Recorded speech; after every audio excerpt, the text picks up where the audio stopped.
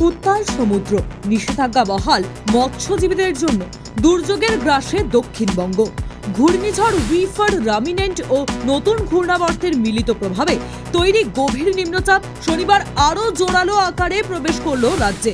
হাওয়া অফিসের পূর্বাভাস, শনিবার দক্ষিণবঙ্গের বিস্তীর্ণ অঞ্চলে ভারী থেকে অতি ভারী বৃষ্টির সতর্কতা।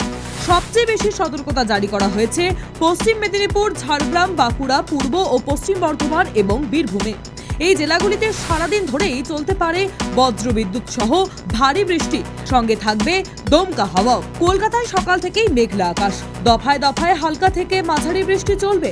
দিনের তাপমাত্রা 27 ডিগ্রির আশেপাশে, রাতের দিকে কমে যেতে পারে 25 ডিগ্রির নিচে। উপকূলবর্তী জেলাগুলিতে সমুদ্র থাকবে উত্তাল। পূর্ব মেদিনীপুর ও দক্ষিণ 24 পরগনায় চলছে হাই অ্যালার্ট। মৎস্যজীবীদের শনিবারও সমুদ্রে যাওয়ার উপরে নিষেধাজ্ঞা বহাল রেখেছে প্রশাসন। উত্তরবঙ্গেও সক্রিয় নিম্নচাপের প্রভাব। দার্জিলিং, কালিম্পং এবং আলিপুরদুয়ার এই 3 জেলায় বিক্ষিপ্তভাবে ভারী বৃষ্টির সম্ভাবনাও শনিবারও থাকবে। Bureau report, sky news Bangla.